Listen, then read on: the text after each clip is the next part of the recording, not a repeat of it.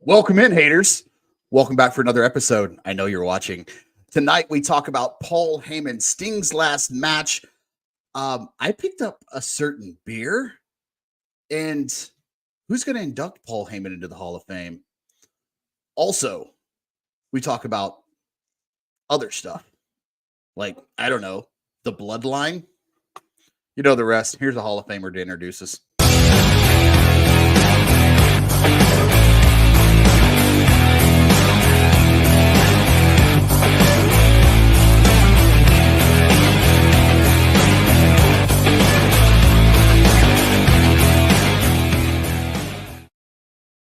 Yo, monkeys, it's me.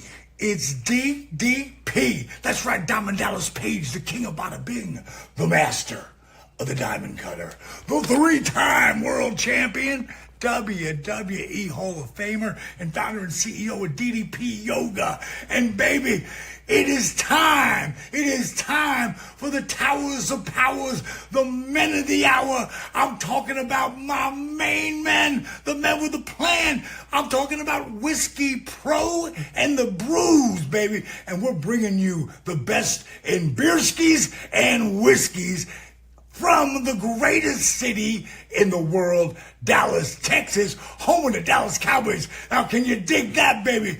These guys are going to make you boys feel the bang. And that's not a bad thing. That's a good thing.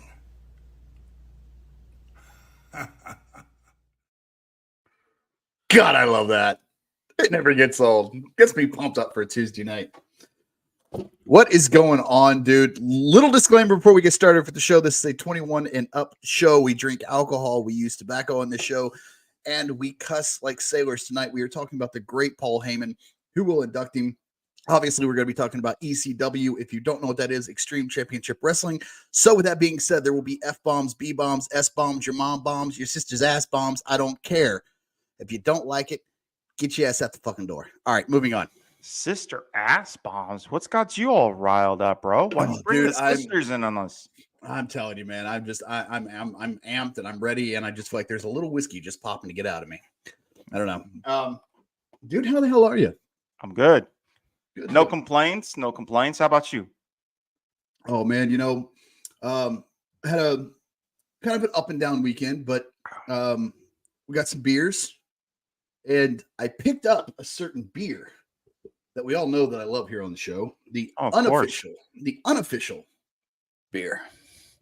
The one and only. I know y'all can't really see that. The long time coming. It's not in its normal can, though. I think they ran out. But they did have these little glasses, $5 at Denton County Brewing. It's got the label on there, man. I love it. I love it. It's pristine for $5. Can't beat it. And that's what I really love about Denton County. Look, craft beer is not cheap. But $5 little glasses like that, shit, man. I tell you what, I'm gonna go back and I'm gonna pick me up some more, and I'm gonna pick up you some this weekend.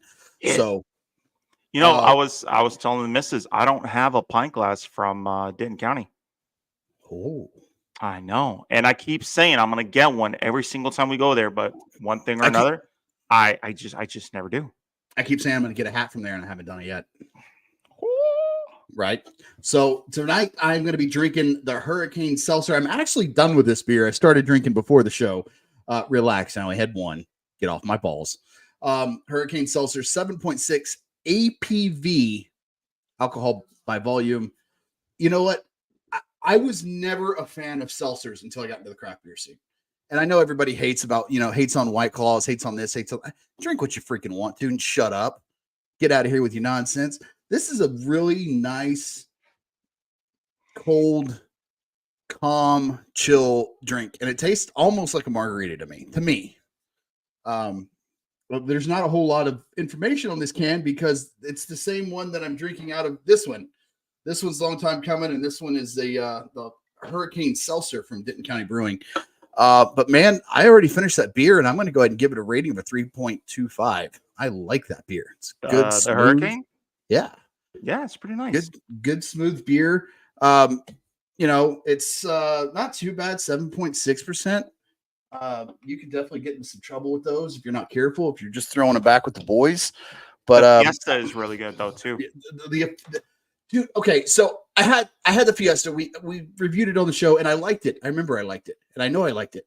I had one. I think it was last week or a week before last. It was just sour to me, and I don't know what the hell. I was like, I've had this beer before. It was good. Was it the jalapeno variant of it? No. They did one. I want to say it was the Fiesta. They had the regular Fiesta, and then they had one where it was like jalapeno infused. Oh, I don't think it was that one, but cracking up this long time coming, man. I tell you what, they can't get rid of this beer. There's just no way. It's not possible. So, but no, man, we had like I said, weekend was kind of up and down all over the place, but we were able to get out there and pick up some more of these tasty brews that we got, and I might go back this weekend and get some more. I don't know. We'll see. Really, I mean, anybody knows this, knows me, knows the show. I can't say enough good things about it. I could go on and on. Smooth, crisp, super, super good beer. And again, I've never been that guy to come home and just have a few beers after work, but this beer right here, and I look forward to podcast night for two reasons when I have this beer, because number one, I love hanging out with you and talking wrestling and talking beer and talking craft stuff. And I love it when I get to drink this beer on the show. So cheers. Cheers. But enough about my boring self. What are you drinking tonight, my friend? Well, I don't have it yet. I was debating on whether or not to open up a special box. Ooh. Give me 1 second. Let me go get it. Entertain chat. Okay, chat. I'm going to entertain him. And boots and pits. See, this is the kind of crap you get when he leaves, because I suck at doing solo shows. That's why I don't do it. I know there's a lot of haters out there that are loving this right now. And that's fine, because you know what? I'm going to drink my beer in my nice house and hang out with my dogs and my kids and just enjoy life. What are you doing? Nothing. Shut up. So I am half tempted to open up the 11th anniversary edition from Lakewood Brewing. Ooh. It is the bourbon barrel-aged Imperial Milk Stout. It's the bourbon barrel-aged of their Temptress. Is that the one that you wanted me to try with you? Yeah. Okay. I'm all out of beer, though. Go for it, man. Dive into it. I don't do it. I don't do know. It. There's two in here. Do it for the show. We actually have viewers in here tonight, so do it. Do we really? Well, yeah, we have 3. Well, I think I'm 2 of them. Well, we have one that's probably somebody who hates me. So then, how about this? Entertain. Let me go get a pint glass, because I don't want to drink it from the bottle. Give me 1 second. Okay. I don't know what the hell I'm going to talk about. No, sure. So there was this thing. Talk about your dogs. Talk about my dogs. My dogs are assholes. I absolutely, I love my dogs. I would go to jail for them. I would die for them, but they're total assholes. And yeah, there's Blue, the blue heeler, who's about 3 years old, and he bites people just because he can. And then there's Tucker, who barks at everything and then runs away. What are you gonna do? He's a German Shepherd. There's a lot to talk about tonight with the crap that happened with Friday Night SmackDown, The Rock and Roman Reigns. Also got a little surprise for Bruce when he gets back. I want to talk to him about the sudden hints that they kind of threw out. I think they did kind of a crappy job, but we'll get into that. Monday Night Raw, we had, Cody and Seth's rebuttal to The Rock and the Bloodline and what was happening. The end of Raw, we all saw it was total bullshit. Yet another Raw, another run-of-your-mill match, interference with the Bloodline. We're going to get into all that as soon as Bruce gets back. I don't even know if he's back yet, because I'm not looking at the computer screen. Whoa, there he is. Okay, good deal. It's just me rambling for 3 minutes. It's do you want to see what this is? Do it. Let's do it to it. All right. So whip it out for me. Whip it. Ooh. All right. So, I wanted to do this part of my thing, but fuck it, I'll do it on here too. So I had no idea from Lakewood, their Temptress is 11 years old.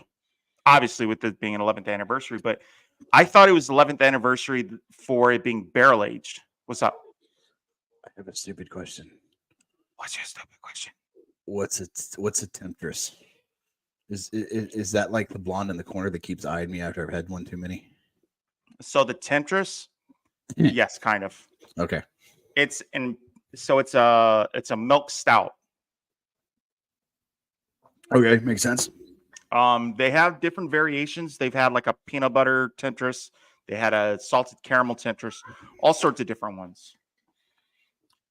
But I did not realize it's been around for 11 years. I thought it had been around longer. In fact, I thought the 11th anniversary was just how long they've been doing the barrel aged. Look at that beauty. Ooh, nice. You need to make a God video of that for the show and for yours. damn it, I'm getting a chubby already. Ah, shit, I don't have my thing. No. Oh, he's leaving us again. That means I have to introduce. See, this is why we don't have any viewers, is because you're left to me. I'm sorry. I'm not very entertaining. I'm ugly looking, and I'm not very entertaining. But you know what I do have? What do you have? Toes. Welcome back. Yo. You know, I say every show that I'm going to quit hovering over the mic like this and talking like this, and I do it every show. I forget that y'all can actually hear me while I'm back here. Oh. All right. I want this on camera, okay? You ready? All right, do it. Do it, do it, do it. Look how fucking milky smooth that shit looks. Yummy. Oh, ho, ho. Nice. Look at that pour, like a Oh, professional. God. This is look, why he's the bruise master right here, look because he at that, pours. chat. Oh, my God. Oh, man. My All right. beer's getting a little warm, but it's still good. That's the great thing about this beer, but I kind of want to put a dip in too, so I'm trying to like chug through it but still enjoy it. Man. So apparently this is bear. It does not say what kind of I mean, obviously you say bourbon barrel, but you know, there's different kinds of bourbon, you know what I mean? Right. It doesn't really specify what kind, whether it's like cherry oak, you know, like what kind of barrels they were. Okay, I took a sip, but cheers, bro. Cheers. Clink.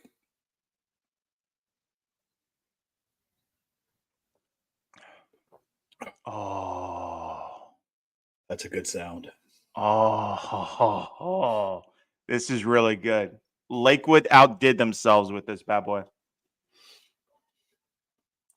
You know, I've talked about on the show before, and you know this with me, is I'm not big into dark beers. Mm. And now Rapid Dave and Alan gave me a beer, and I think they make it every Christmas. And I'm sorry, guys, I don't know the name of the brewery, but they make it every year. And I think it's like you'll put your eye out, or a Christmas sweater, or Oh yeah, you'll poke your eye.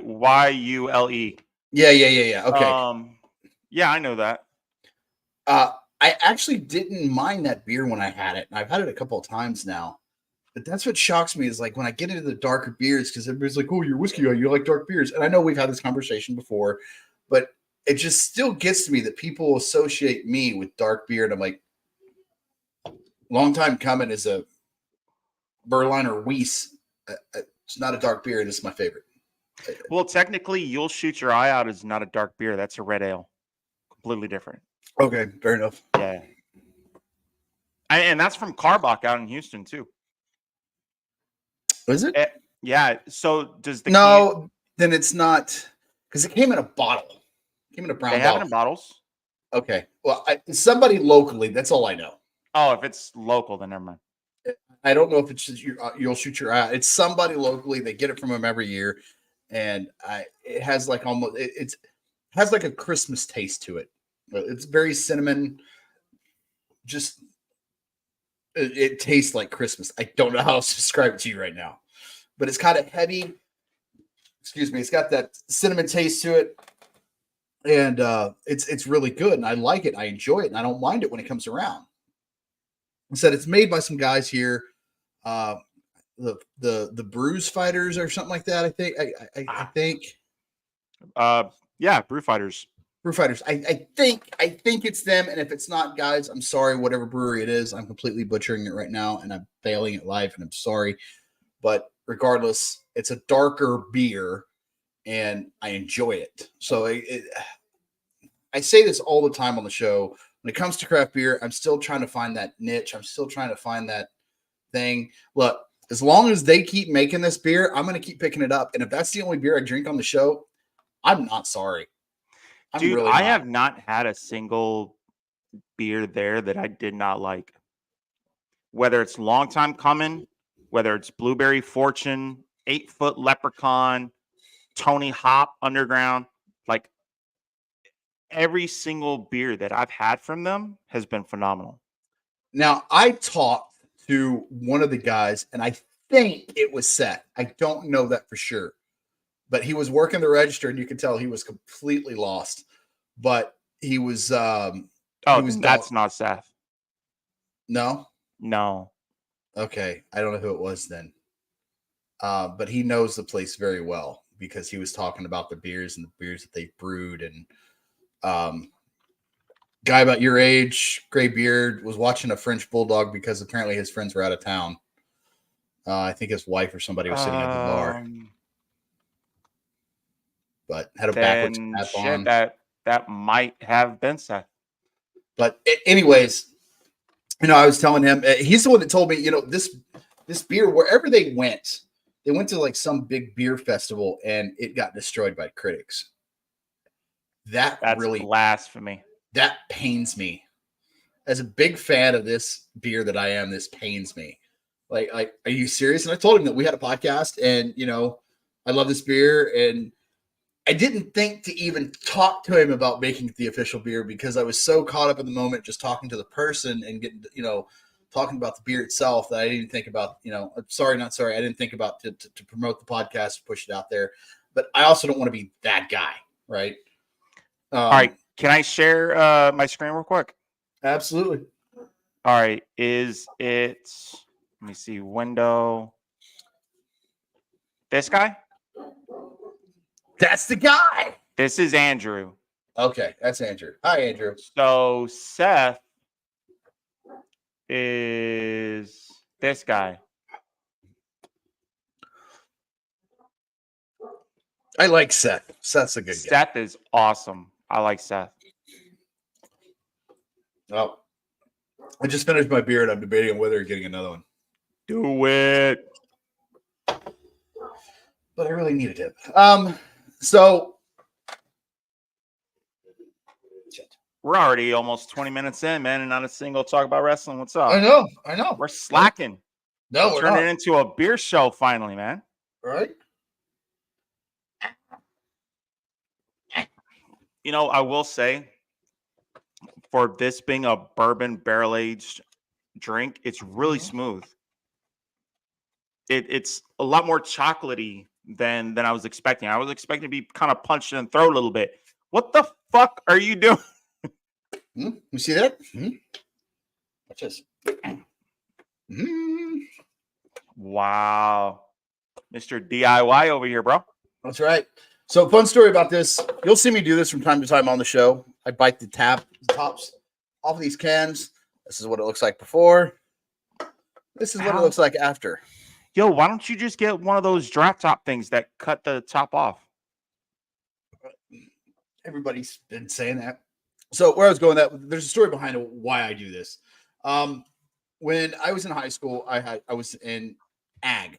Okay, if you don't know what ag is, it teaches you about the farming and how to be a farmer, welder, cows, horses, sheep, pigs, goats, rabbits, blah blah blah blah blah blah blah. Anyways, I had an ag teacher. He was fine with us dipping, but we had to keep it discreet. And I didn't have anything to dip in, so I would always spit in his trash can, which he hated. Which now, as I'm older, I get it. It's gross. Don't do it, you nasty bastards. So he told me, he was like, dude, go find something to spit in or swallow the whole thing or I'm going to write you up. I was like, okay. So I grabbed a Coke can just out of pure, just in a hurry and terror. And I just started biting. I didn't know what else to do. And about halfway through, I realized if I take really small divots, my tooth is just sharp enough at the end. I can puncture it and I can lift it up with my hands and boom, the first whiskey cup was born. Now, granted, Wow. I'm not the first person to think of that. There are actually other people out here that do this, and I couldn't believe it. I came across a TikTok the other day where I saw a guy just biting the lids off the cans. It's like, oh, I do that. So I can't do that. I cannot do that. Nope. Look, brewery cans like this are extremely hard for me. Mountain Dew cans are extremely hard for me. Monster Red Bull cans are damn near impossible. You give me a Dr. Pepper or a Coca-Cola can, oh, dude, I'll have them smooth as butter. Well, I would figure brewery cans like that would be easier. They're tough for some reason, and I don't know why. Really? Yeah. In case anybody ever wonders why I scooch over here or if I point that way, I'm trying to be somewhat. He's trying to be subtle, and it's I'm trying not to be working. subtle and Because all we see is his bald spot.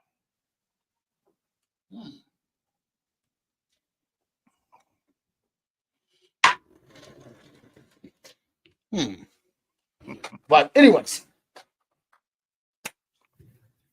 All right.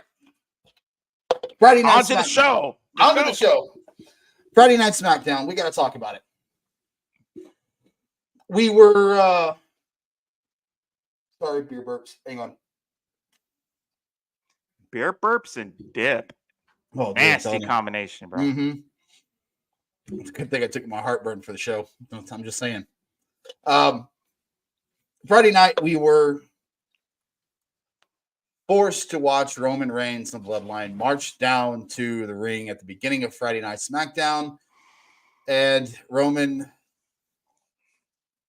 threatened, air quotations there, us to leave because we did not acknowledge him or were not loud enough.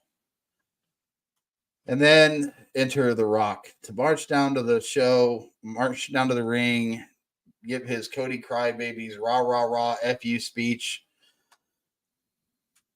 I'm over it. You forgot one important piece. No, I haven't forgot about it yet. What? I'm over it, but there were some very non-subtle hints that lead me to believe, as a wrestling fan and as somebody who enjoys the psychology, it's very predictable. The Rock basically told Cody Rhodes, no, I will not fight you one-on-one. You can face me and Roman night one of WrestleMania with you and Seth Rollins. If you win, you get Roman one-on-one, no bloodline, no me, no nobody. If you lose, bloodline rules means anything goes. So he threw the challenge out to Cody Rhodes. But there was a moment, there were two moments actually, where Roman stops The Rock and says, Rock, I need you to acknowledge me. I need this for my family. The Rock takes off his glasses, stares Roman in the face and says, Roman Reigns, I acknowledge you as my tribal chief. And then he goes back to the, if you smell, Roman takes the mic, what the bloodline is cooking. And you could tell there was a moment where it felt like there was almost this subtle change in the winds with The Rock and Roman. Well, you saw that before The Rock even came out, though. Roman didn't want him to come out. And look, I understand this is wrestling. I understand this is scripted. Maybe that's what they wanted the fans to see, to know that this is not so subtle. Because again, I say this all the time. This is a story. This is storytelling at its finest. This is what's best for business. So I understand the facial expressions, the subtle hints with the hand. To me, it felt very, I don't want to say over the top, oversold it. Like this was like, you're too stupid to figure this out, so we're going to slow it down for you. I like where they're going with the story. I do. I enjoy it as a fan. I'm like, yes. But anybody can see where this is going to go, because If it's me, I see this going in. The Rock and Cody are going to go into WrestleMania. They're going to fight each other, tag team champions, or tag team fight, blah, blah, blah, back and forth, back and forth. And either The Rock's going to turn on Roman because Roman pissed him off in the match, or The Rock's going to turn on Roman and cost him the championship night 2. That's where I see this kind of going. I don't know. I was a little intrigued. Now I didn't get the perception that bloodline rules meant anything when. He says that. Oh, does he? Yeah. Okay. Because I was a little intrigued when he mentioned that. Be like, okay, well, clearly you already expect Cody and Seth to win night 1 if that's the only stipulation. If you beat us, we're barred. We're Right. banned from the ring.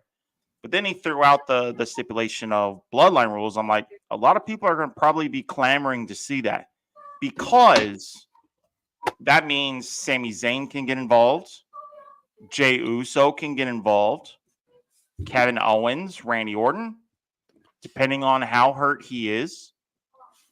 A lot of people can finally get involved and take their heat out on Bloodline.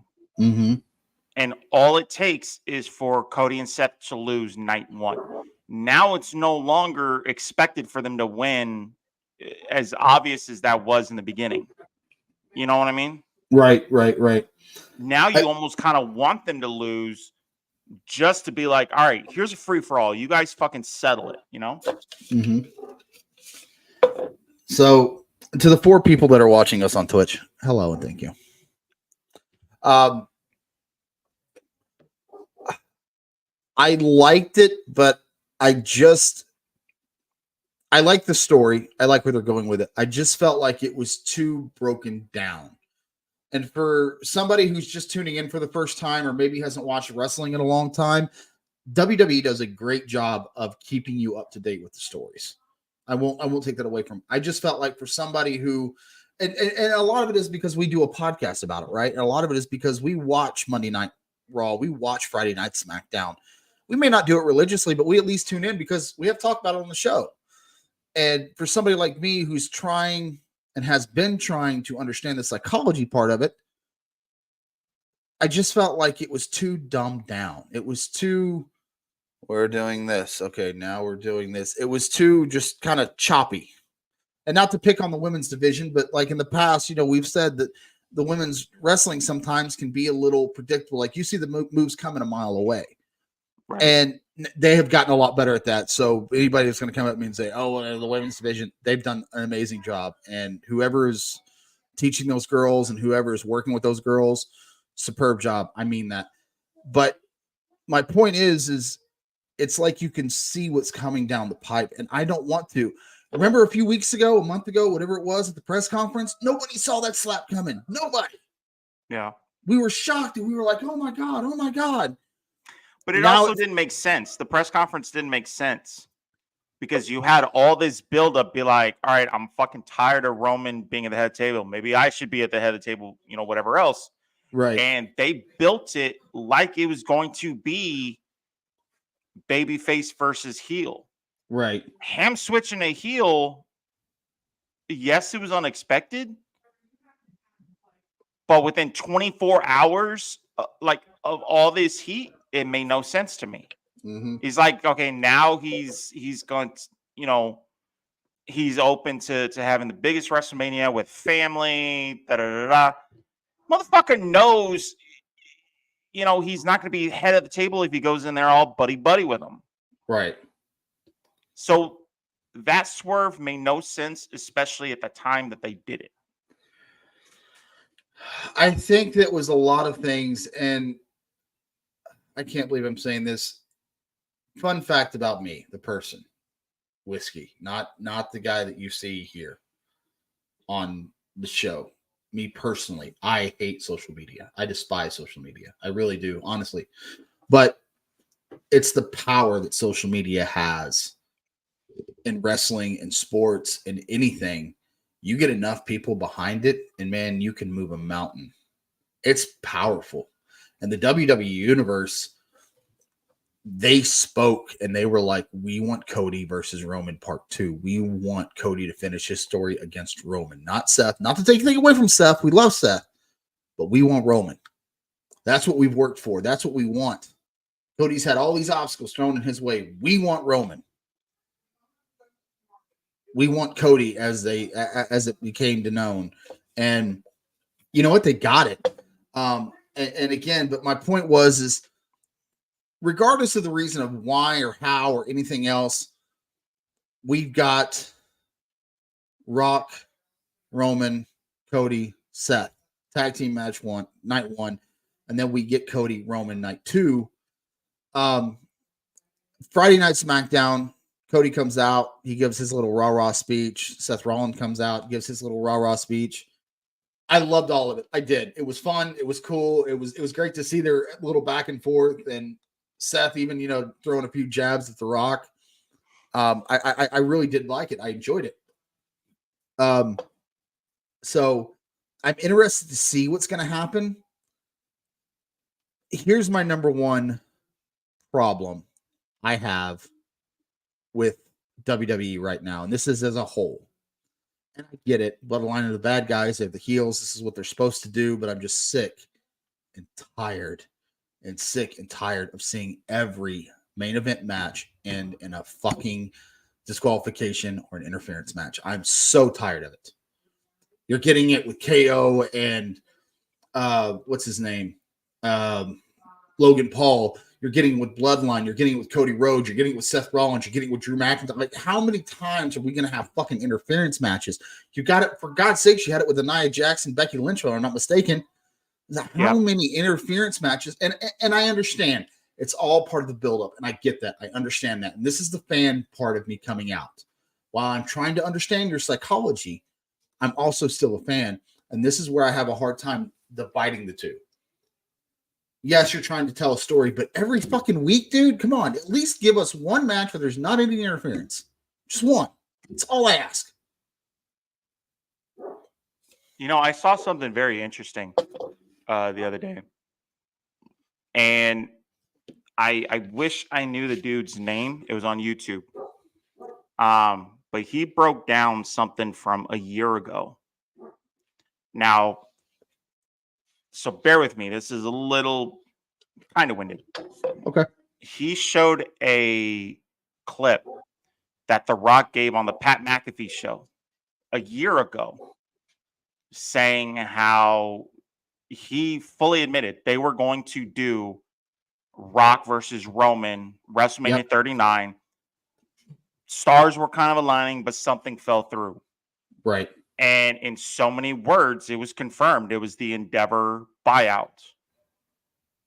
And this dude that was narrating the video or making the video, he brought up an interesting point that they would have had to tell Cody Rhodes about that to bring him back. Be like, you won't win WrestleMania 30 or WrestleMania 39, but here's what we have in store for you, maybe for WrestleMania 40, kind of go this route.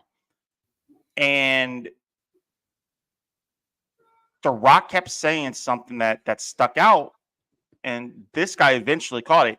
He's like, The Rock was saying they wanted WrestleMania 40 not to be the end of something, but the beginning of something. And a part of me thinks that whole beginning of something is Cody winning the title was not going to be the end of his story, but it was going to be the beginning of something new. I think, and for the longest time, I was really hoping this was going to happen. I think we were always going to get Cody Rhodes and Roman Reigns.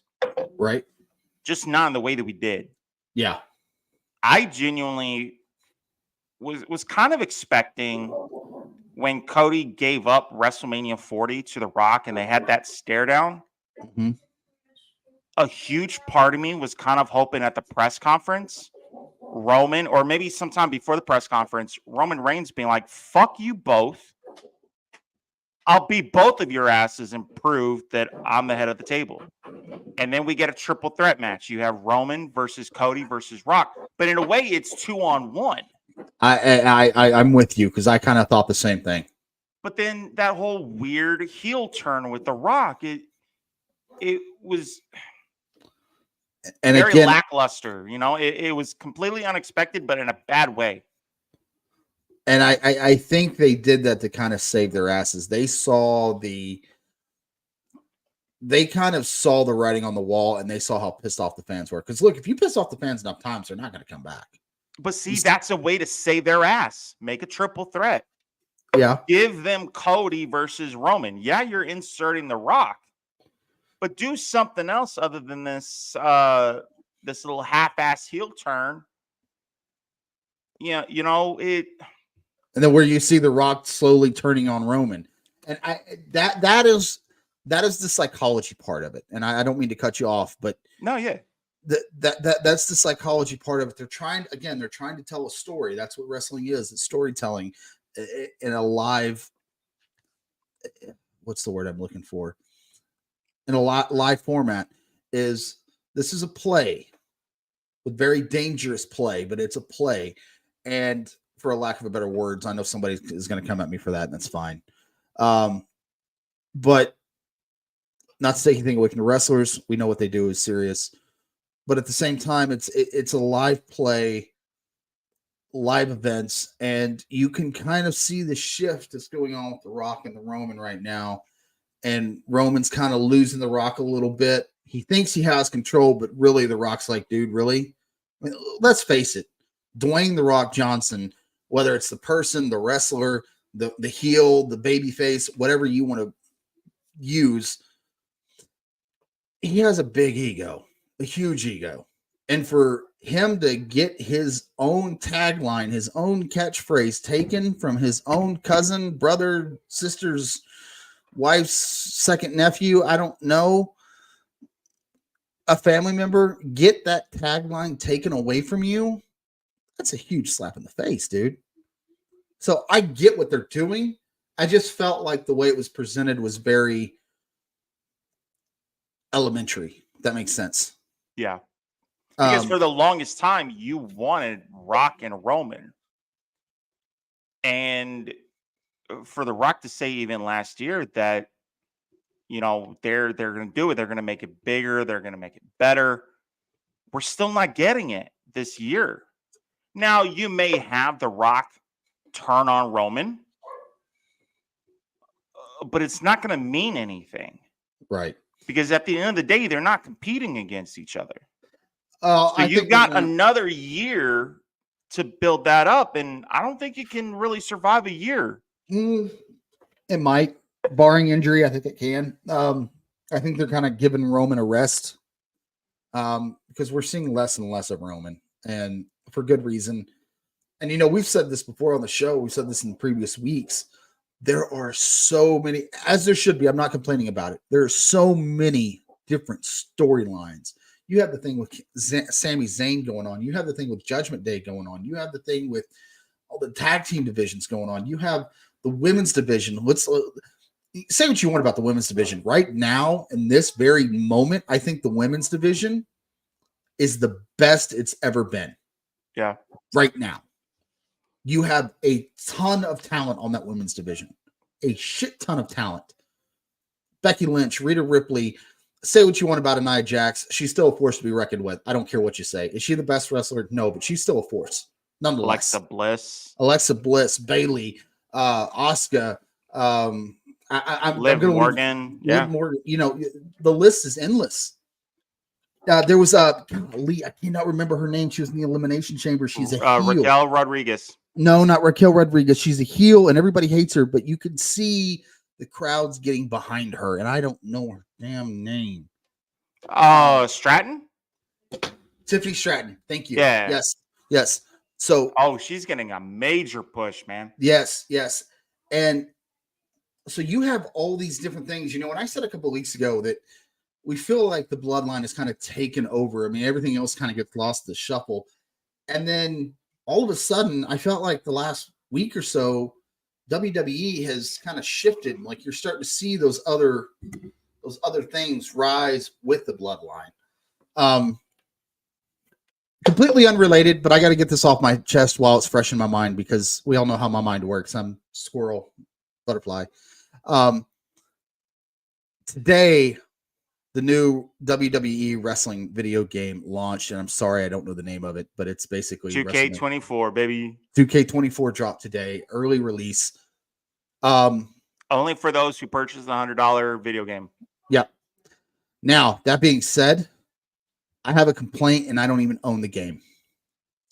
What? I saw this online and I verified it. Do you happen to know, they give football players ratings. Like, I'm just going to take him because he's my favorite player of all time. Brett Favre, he's like a 98 in some video games. Okay. Right. Cody Rhodes is like, I'm throwing out random numbers here. Don't hold me to this. Cody Rhodes is like a 91. Roman Reigns is a 95. The Rock's a 99. Yeah. Take your pick. Do you know what R-Truth is? What? 67. Oh. That's an insult.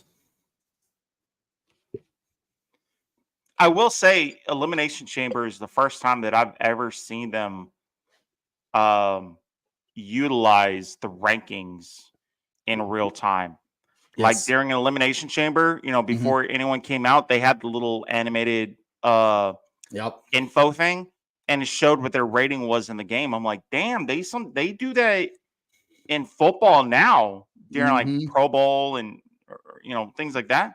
Yeah, well, the Pro Bowl is a piece of shit, but well, yeah. But this was the first time that they've actually utilized that kind of system, like in real time in a pay-per-view.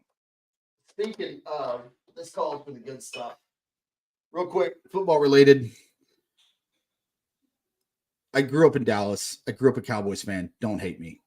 That being said, there are two teams, and Bruce knows it better than anybody, that I cannot stand in the NFL. That is the 49ers and Bruce who? That you don't like? Yeah. Oh, shit. 49ers and Longhorns? That's college. You're talking about NFL. Yeah. Fuck, you're putting me on the spot. Eagles. There you go. Giants. Eagles. Okay. Eagles. I hate the 49ers and I would have won if it was college included. I knew Longhorns, goddammit. A serious toast to Kelsey. Jason Kelsey. Yeah. Retiring after 13 years. So big shout out to him. I know he won't see this, but tag him. Cheers. He might. Cheers. He might. Fucking 13 years. A hell of a career, man. Yeah. Good stuff. That dude, I guarantee you, is going to be first ballot Hall of Famer. Absolutely. Get that jacket ready now. I'm telling you. But they should make a bust of him. Now, granted, it's not going to be like chest down where he's all shirtless and everything, but make a bust where he's like all yelling during the playoffs. The Chiefs game. You remember that? Oh yeah, dude. They have a Funko Pop. I want it so bad. Yes, they made a Funko Pop of Jason Kelsey, shirtless, holding a beer, and his arms is like this. That's awesome. Like he was at the football game. It was fucking awesome. As a big man, you know what? Screw it. I got to do it. Here's another cheers to you, man. That's just awesome. Witherspoon, Louisville, Texas. And I found it very, not necessarily interesting, but I'm like, all right, this is when you know that a lot of the barriers between rival teams break down. Because you have a center playing for a team that's already eliminated. Yep. He's visiting the game for the opposing team, and he's mingling with the opposing team. Yep. If that made any sense. Motherfucker's doing tailgating parties with Buffalo fans. Yep. He's jumping out of the suite, hanging out with Buffalo fans. Dude, that is awesome. He's not a Chiefs player. He's not a Bills player. He's an Eagle supporting the Chiefs because his brother's on the team. Mingling with the Bills. Right. And dude, that is awesome. That was phenomenal. It was pretty cool to watch. Now, everybody's probably wondering, why in the hell are we talking about football? I bring him up because he retired. There was somebody else who retired, which I know we paid tribute to him, but I felt like, and I know he's not WWE, and I know we don't really watch AEW. I didn't get to watch the pay-per-view, but I have to talk about Sting again. I feel like us being a wrestling podcast would be doing an injustice if we did talk about it. Again, I didn't see the match, but I saw clip after clip after clip. His sons came out. One of his sons was the Wolfpack Sting. The other one was Surfer Sting. They were in the ring with him. Darby Allin, who apparently is just an absolute beast of a wrestler, went through a glass table. And man, I am telling you, what little visuals I saw, what little videos I saw, that was an insane match. It was. I managed to find the whole thing. It was really, really cool. And it was cool to see. I think you had Ricky Steamboat there. You had Lex Luger was there. All kinds of people showed up and showed out for Sting, and it was just amazing to see that. And it's insane to me that, you know, I talk about these things. Time is undefeated. It gets to everybody, and there's no Mick Foley, there's no Undertaker. Yeah, Ric Flair's still around, but it's more for just show. It's the name. But when you talk about Sting, 30 plus years in the business, man. I mean, guys in their 50s remember being in college watching Sting wrestle. You know, it is insane to me. And the fact that he was able to go as long as he did. And of course, now the questions are, is he going to come to WWE? And is he, look, I love Sting. I love The Undertaker. There is nothing I would love more to see Undertaker and Sting. Make it a WrestleMania match. It could be literally 3 punches. Everybody's going to watch it for the entrances. But I'm telling you, we don't need Sting versus Undertaker. We don't need Sting versus The Rock. We don't need him back again, period. Just let him ride off. He left WWE for his own reasons. Let him go. Right. So, but I had to at least acknowledge the match, man, because like I said, what little I saw, it was brutal. It was awesome. It was fun to watch. Excuse me. But it's insane to me to think that, you know, Tom Brady's not playing football now. Sting is not wrestling now. What is going on with my life? You know, the one thing that I didn't really like about how they ended his career was not his final match against Darby, but the 2 minutes that they gave him at the end of Dynamite. Yeah. Why?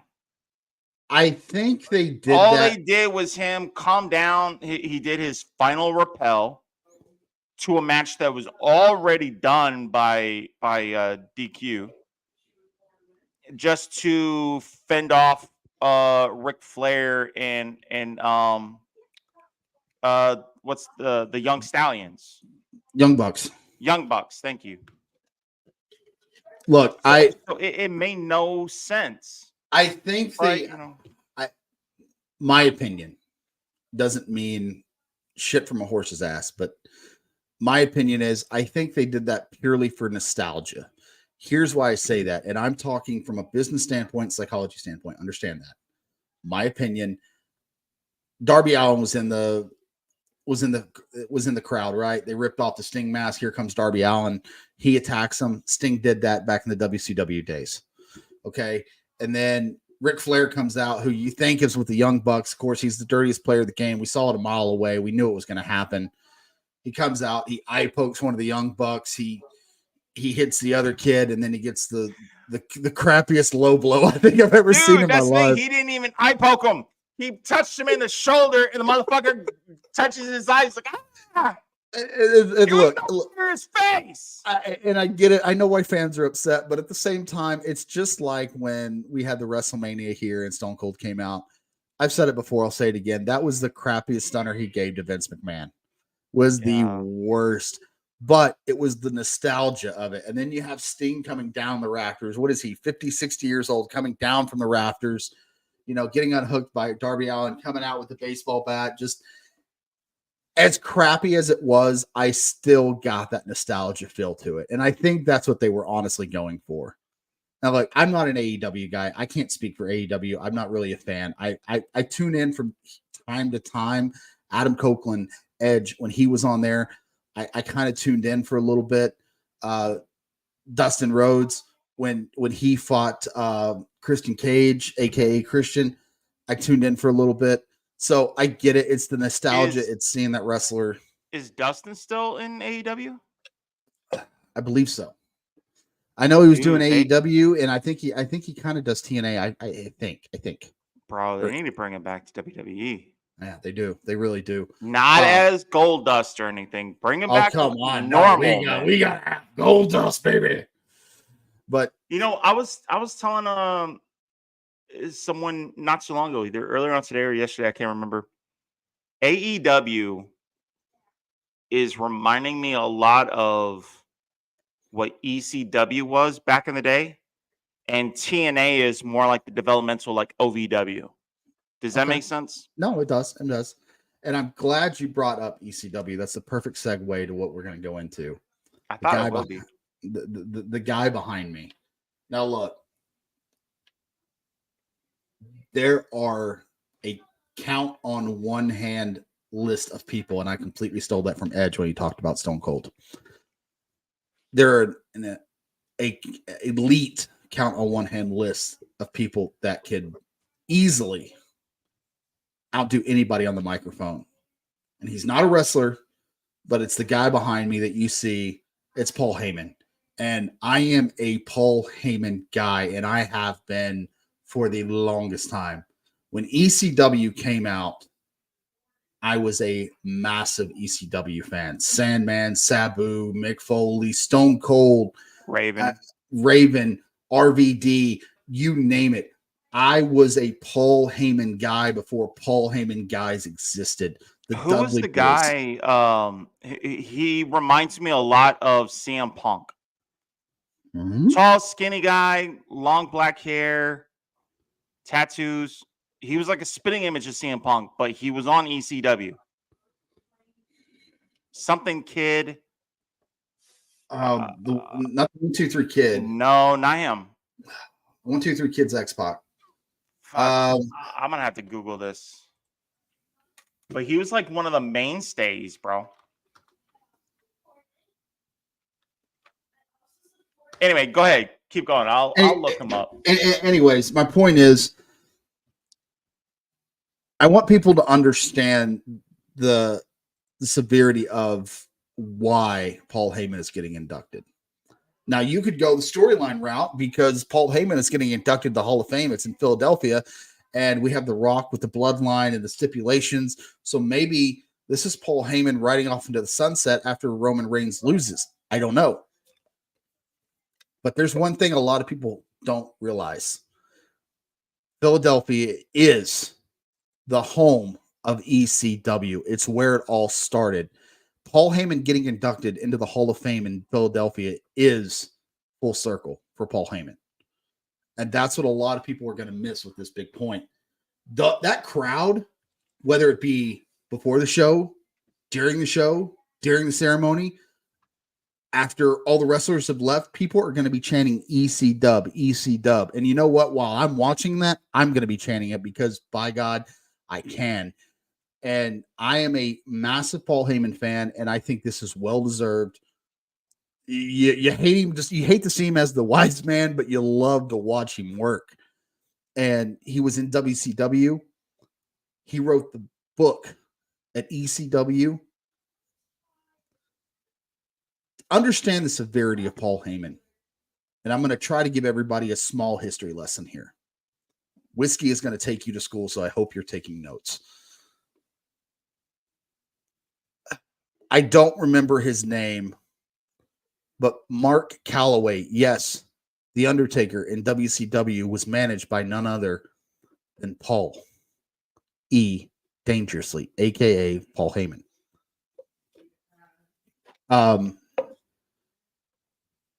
So not only did he manage The Undertaker before he was The Undertaker, he also managed, or no, I'm sorry, he didn't manage. He also brought in the ECW Stone Cold Steve Austin when Stone Cold Steve Austin was let go by WCW.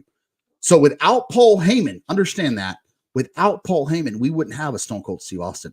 Without Paul Heyman, we wouldn't have an RVD because nobody was going to hire a pothead wrestler but Paul Heyman at the time. Without Paul Heyman, we wouldn't have arguably the best tag team in the history of wrestling, the Dudley Boys. Without Paul Heyman, there wouldn't be a CM Punk. Without Paul Heyman, there wouldn't be a Brock Lesnar. Understand that. There's a wrestling without a Paul Heyman. There's no CM Punk. There's no Dudley Boys. There's no ECW. There's no Sandman. There's no Sabu. There's no Mick Foley. There's no Stone Cold Steve Austin. He changed the landscape of wrestling forever. Now, why am I bringing Paul Heyman up? Obviously, the Hall of Fame, Philadelphia, WrestleMania, full circle. Here's the other thing. The $1 million question that everybody is asking. Who inducts Paul Heyman into the Hall of Fame? I got a couple suggestions. But... All right, let's hear them.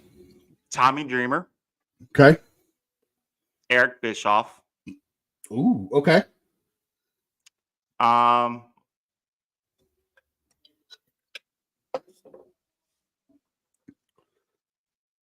Shit, maybe those two are, but they are very unlikely to induct him only because of the relationship both have with Vince McMahon and WWE. Now, that could change now that Triple H is supposedly in charge. Right. But you never know. Now, I want to throw a curveball at you because I knew you were going to say Tommy Dreamer. I knew it in my mind. Holy, just had a brain fart. WWE, when Jim Ross was inducted, Jim Ross wanted a nobody, and I cannot for the life of me remember this guy's name, but Jim Ross had somebody in mind for his induction ceremony. And Vince McMahon himself, I understand Vince is not in the picture. I get that. So let me just finish my thought here. Vince McMahon said it from a business standpoint. We need somebody bigger. Who inducted Jim Ross into the Hall of Fame? William Shatner, of all people. Why? Because William Shatner sells tickets, by God. When you're talking about Paul Heyman inducting into the Hall of Fame in Philadelphia, full circle, or as they said in Mars Attacks,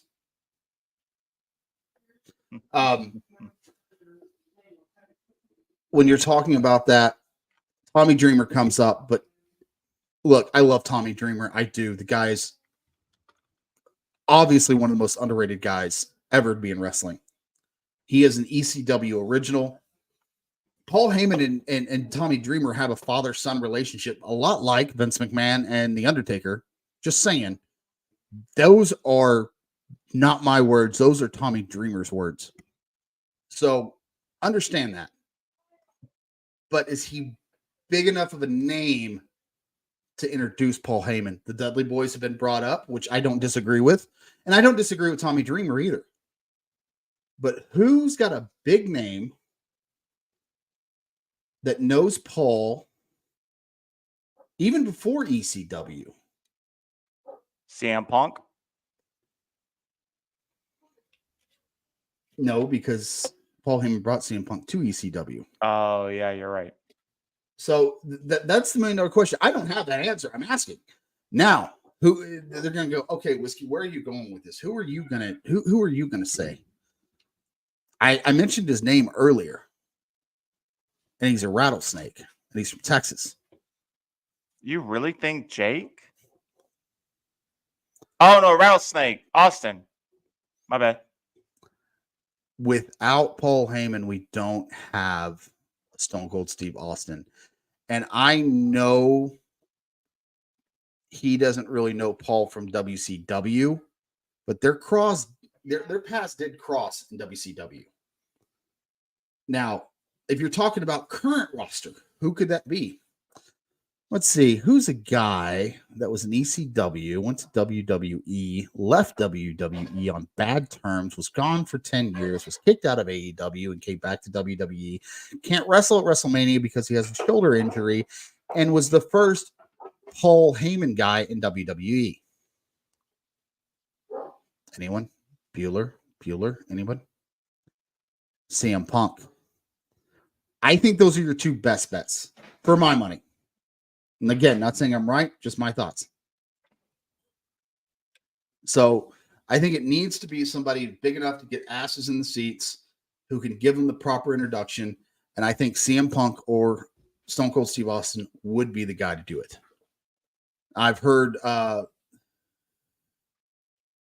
was a woman. Can't remember her damn name. Hang on. Moolah? Fabulous Moolah? I can't remember her damn name.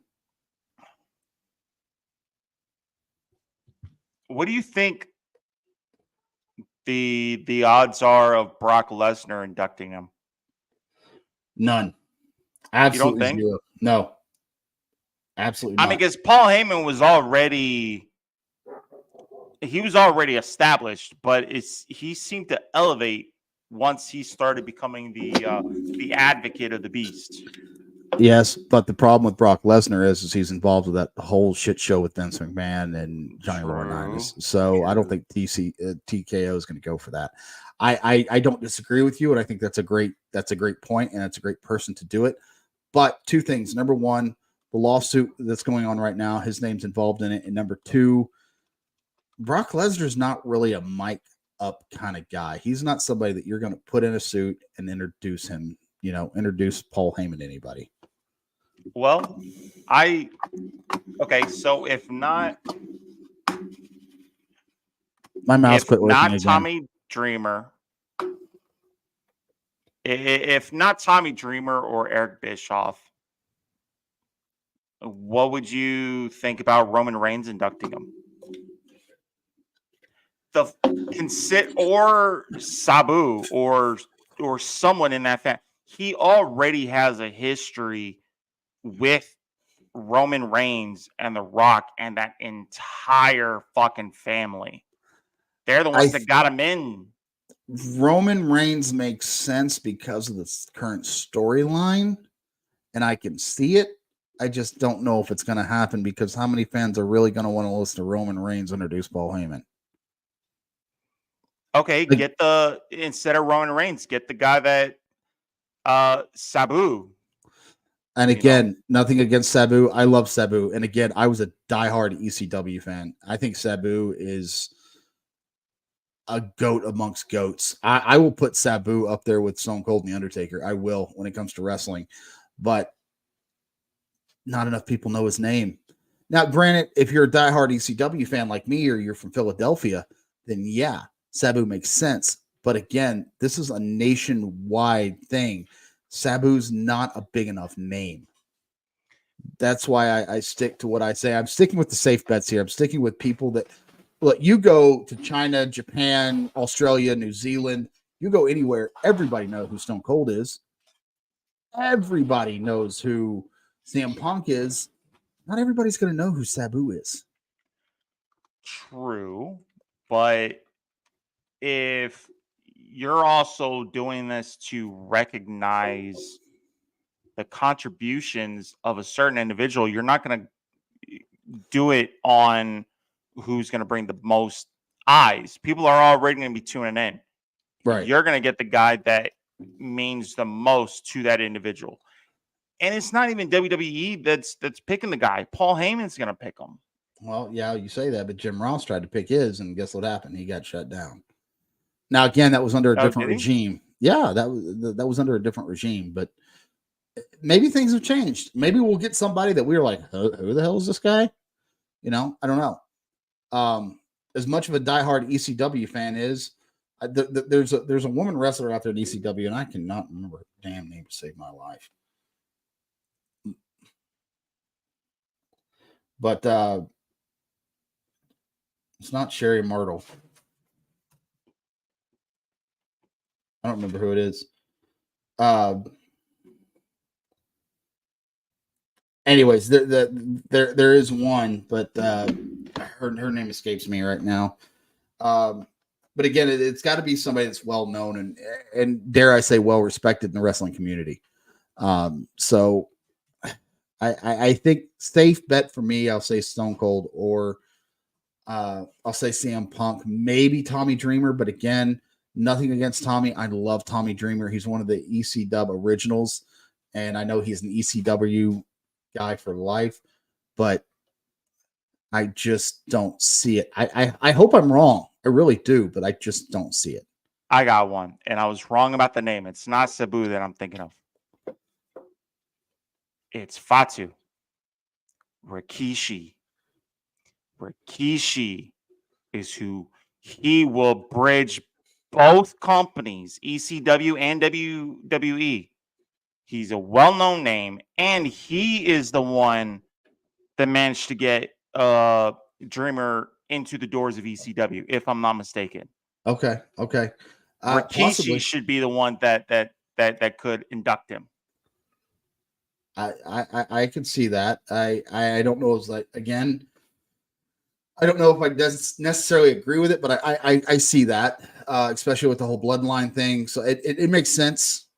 I can see it, but I mean, hell, they made him an honorary family member of the bloodline of the Hanoi or whatever. No, not the bloodline. The family themselves.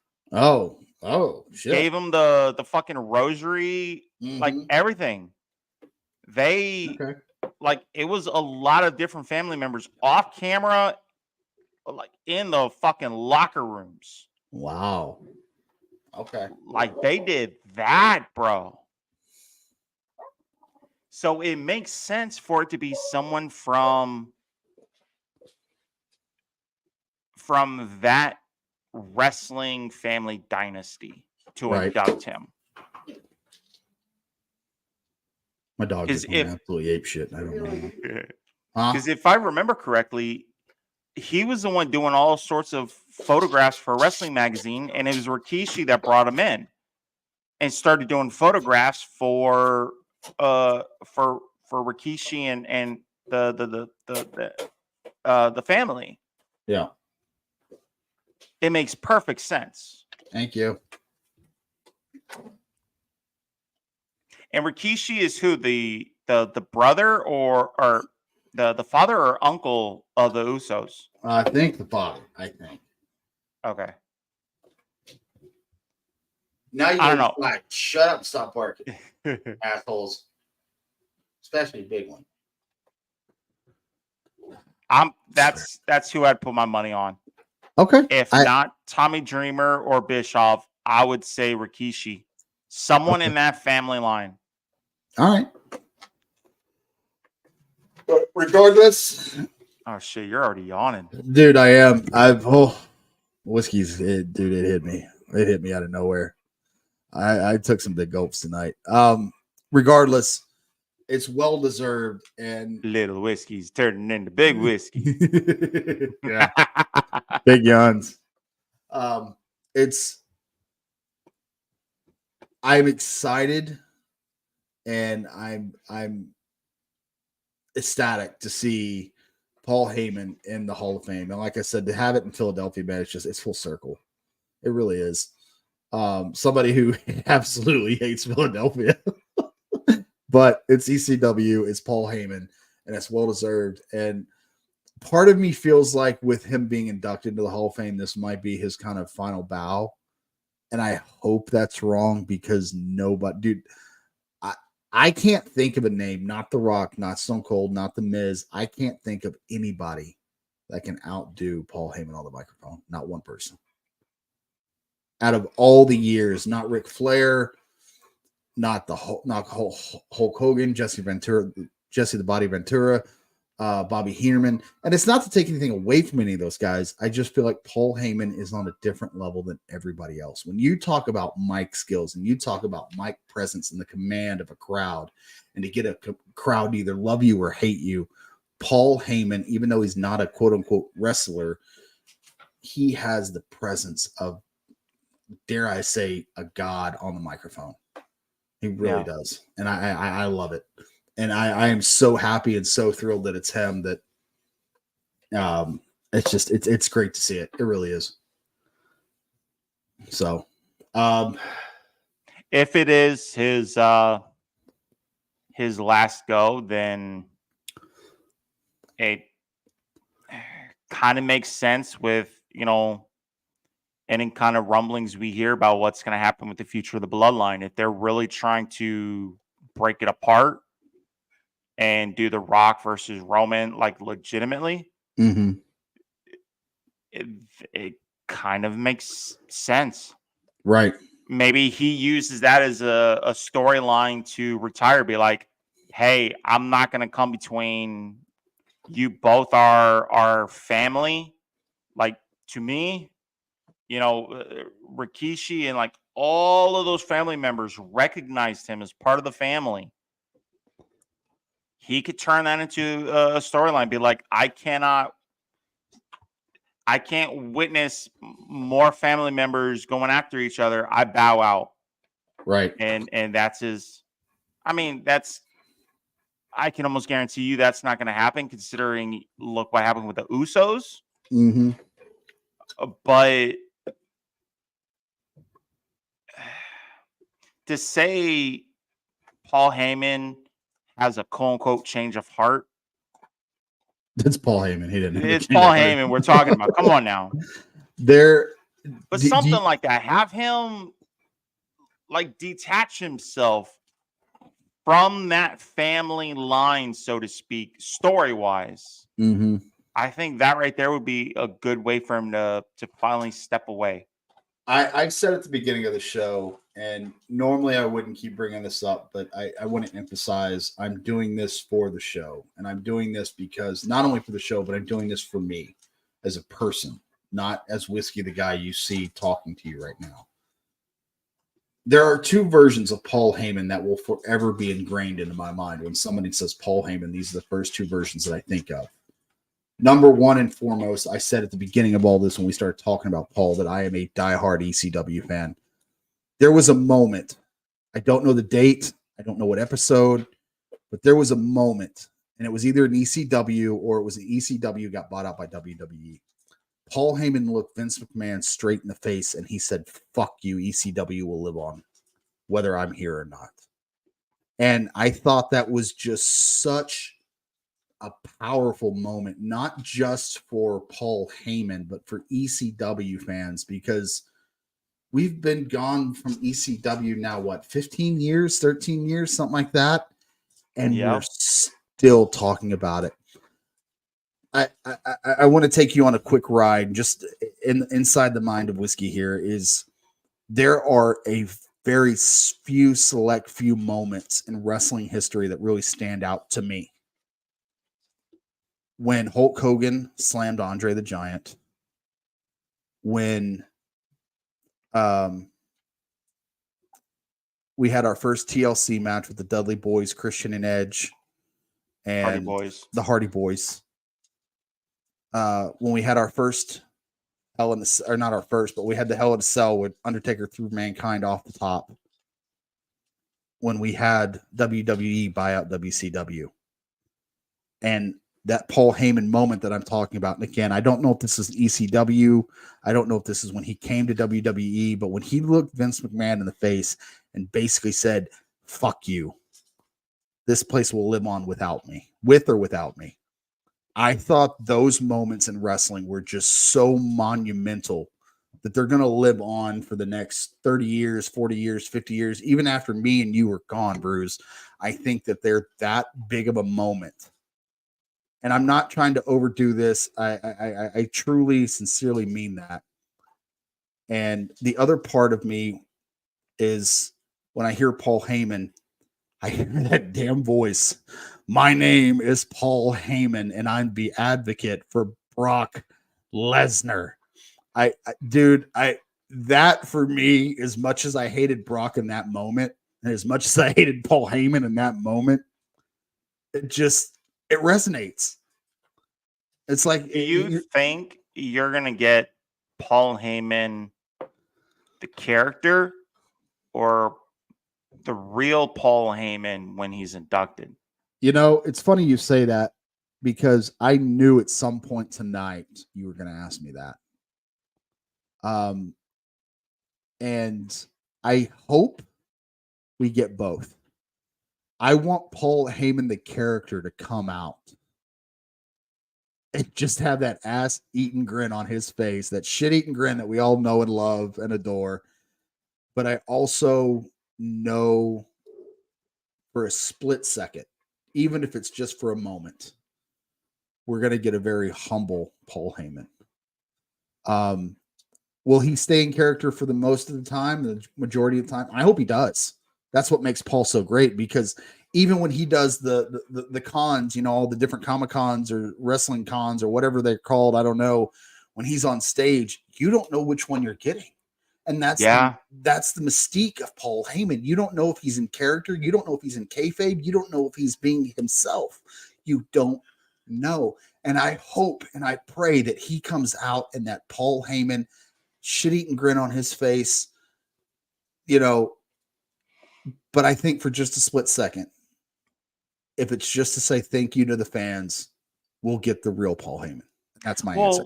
And that's why I asked, because I've seen a lot of interviews, on YouTube, Inside the Ropes. I love watching that shit. Right. And I've seen a couple that he was on, and I'm expecting a detached Paul Heyman. When you watch Edge or Chris Jericho, and you see guys that are still in the business competing, who may be heels or something, they have their guards down, and they're chit-chatting. Paul Heyman, he was always doing both, and I can never really tell what side he was talking from. So that's why I was like, okay, well, when he's inducted, considering this isn't just a normal convention, this isn't just a normal interview, is he going to be more himself, or is he going to keep that guard up until that final bell? And like I said, I truly hope we get Paul Heyman, the character, because that's what we all know and we all love.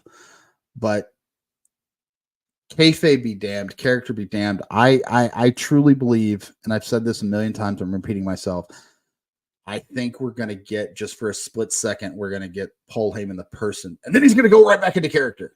I think that's how it's going to work. And for me, I'm totally okay with that. Even if it's just to say thank you to the fans, to whoever, inducted him into the Hall of Fame, even if it's just for that one moment of clarity, that one moment of true being real, I guess is the best way I can describe it, because wrestling fans love being real, but we also love the characters. So if he comes out in that character and he talks and he runs his mouth and talks about ECW coming back, or he talks about how Roman Reigns is going to wipe the board with Cody Rhodes and Seth Rollins, and then he looks at the camera and he looks up into the crowd and he thanks his wife or his kids or the person who inducted him into the Hall of Fame, or he tells the fans, thank you. I think that is the best way to do it. Do you think he will be the headlining inductee? Like last year, it was Rey Mysterio, because you also had the Great Muta. You had Stacy Keibler, Andy Kaufman or whatever. But there's always that headliner. I think he will be for two reasons. Number one, it's in Philly. And number two, it's Paul Heyman. There's been a lot of rumors. This is not official. This is just rumors, dirt sheets, cheat sheets, whatever you want to call it, that Batista and Virgil, who, by the way, RIP, he passed away this week, will both be inducted into the Hall of Fame, but that has not been confirmed. So I think because it's Philly, because it's home of ECW, because Philly means so much to him and so much to those people, I think he will be the headline. I hope he is, because I don't know who could outshine Paul Heyman. But to answer your question, yes, I think he will and should be the headline. They need to get cracking, dude, because Hall of Fame is exactly 1 month from today. Yep. So, man, I've got absolutely nothing left. We do have one thing we didn't talk about with SmackDown. We had a huge return SmackDown. I don't know if you noticed or if you saw it. Rey Mysterio's back. Yo. And that mask he wears is just god awful. One thing I wanted to throw out, why is his name escaping me? Scott Steiner's son. Damn it. Oh, I don't know. He's on the main roster now. He's one of the Steiner sons.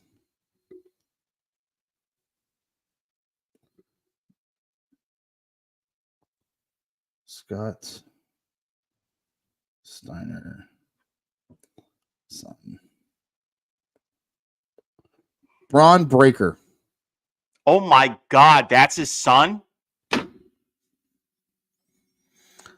I meant to bring this up a few weeks ago, and Holy for the last few weeks, I keep forgetting. So I want to get this out here now. 2 weeks ago, Braun Breaker came out to make his debut. Mm-hmm. The intensity that he hits those ropes with is absolutely insane. The velocity and the intensity is insanely violent. And I love it. Now, last week on SmackDown, he came out, it was on, I think it was on SmackDown. He came out and speared a guy, 1, 2, 3, pinned him. I love watching Braun Breaker because of the violence, because of how intense he is. And WWE, this is my plea. Do not have Braun Breaker be the next Ryback, where you put him up against nobodies or have him in a double or triple threat match against local heroes, slamming people around, spearing people, 1, 2, 3, that's it, show of power. And then in 6 months to a year to 2 years, he's out of the WWE. He has a lot of talent. He has a lot of intensity, and he has it. You hear guys talk about it. He has it. He's a Steiner, for crying out loud. This guy is the true deal. Right now may not be the best time to introduce him because they have so many different storylines. You have the Intercontinental Champion. You have the Tag Team Champions. You have the Judgment Day. You have the Bloodline. You have The Rock. You have Cody Rhodes, Seth Rollins, Drew McIntyre. The list is endless, right? You have the women's division, Becky Lynch. You have Rhea Ripley. You have Liv Morgan. The list is endless, and I get that. But please, for the love of God, do not let this guy get lost in the cards. Don't do it. I agree. I thought you were going to say don't make him the next Goldberg. No, don't have him. Because what he's doing is exactly what fucking Goldberg did. And Ryback. They did this with Ryback. You know, Ryback used to come out. I don't remember too much about Ryback. When Ryback first debuted, and I will admit, I completely bought into Ryback because he was fun to watch. You know, he just beat the shit out of little guys. Now, they had him fight Apollo Creed, something like that. Apollo Crews, I think is his name. Mm-hmm. Dude's physique is phenomenal. Like, he makes me look like an Oompa Loompa. But it was a good match, but it was really short. Like, it was a 3-minute match. And it was mainly Braun Breaker just beating the shit out of this guy that was the same build as he was. I'm like, what the? Really? Really? That's what we get? And if you remember Ryback, when he came out, when he first debuted, every week he was going up against some little skinny nobody like a Spike Dudley, pick him up on the shoulders, drop him, and that was the end. 1, 2, 3. He'd come out and he'd spear him, drop him. 1, 2, 3. And I'm like, with the talent this kid has, and again, dude, I'm serious. If you YouTube it, I'll send it to you. Send it to you on Discord. I'll post it on Facebook. I'll do something.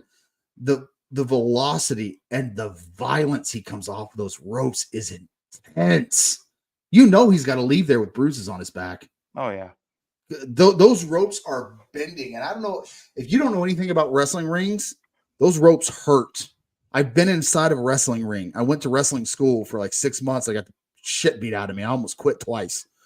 Those ropes hurt. They're metal. Now they got pads on them, sure, but that's still fucking metal under there, and it hurts. And he is just bouncing off that shit, man. It's insane. But look, it was a fun show tonight. Drank some really good beers. Denton County Brewing knocked it out of the park again, man. And you know, look, certain guys have their breweries that they like to go to. Denton County's mine. And Bruce, thank you so much for introducing me to him, because hell yeah, I've been to a few of the local breweries in DFW.